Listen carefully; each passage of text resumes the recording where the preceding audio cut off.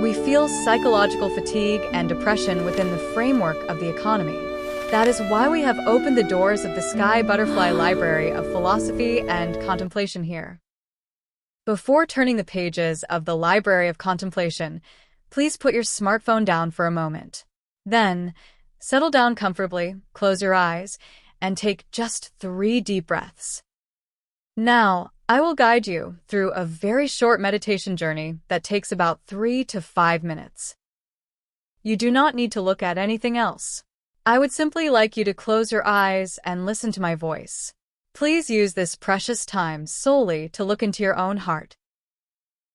Sky Butterfly Library, turning the second page of contemplation. Title: Mind Control 1, In Search of Lost Meditation. Today, we live in a world more affluent than any previous era. However, paradoxically, our inner selves are poorer than ever. If humanity in the past took root within itself by contemplating the principles of life through religion, philosophy, and Eastern and Western wisdom, now a massive wave called the economy has swallowed up our spiritual world. Modern society translates all values into efficiency and profit. The philosophy that stemmed from the harmony between humans and nature has vanished, and material success has become the sole indicator of life.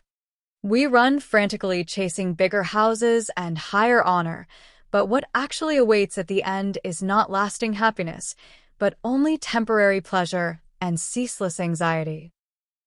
The most worrying aspect is the fact that we are abandoning the power to think for ourselves. Take a moment to look around. What do we look like?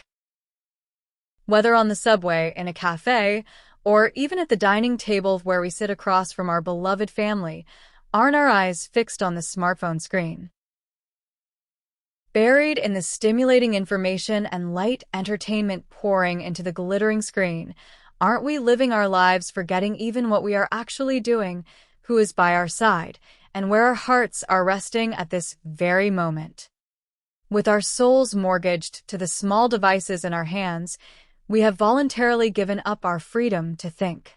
Whenever we have even a little free time, we fill our minds with highly volatile content such as games, shopping, and watching sports, leaving no room for respite.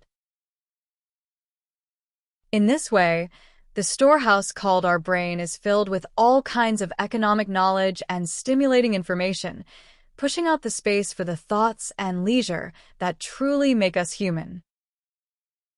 When the warehouse is full, the warm affection of family, the wisdom of living with neighbors, and the contemplation reflecting on life that were there are released outward. In the space thus emptied, only methods of making money and skills to defeat others take their place. This is the sad reason why we have become at odds with our families, view our neighbors as competitors, and regard nature as nothing more than an object of exploitation. Now, we must put that smartphone down beside us. Lift your head from the virtual world beyond the screen and see why the objects in front of you exist. Ask yourself what kind of person you want to be. Contemplation may not earn you money right away. However, the time spent enduring solitude and facing ourselves is the only sanctuary that allows us to remain true human beings rather than dry, economic machines. True happiness does not lie in accumulating material possessions. It lies in establishing a strong and healthy philosophy and ideology of one's own, and in realizing the essence of life within the spaces of daily life. It exists in going out into nature, listening to the sound of the wind, and turning the pages of books to recover the lost muscles of thought.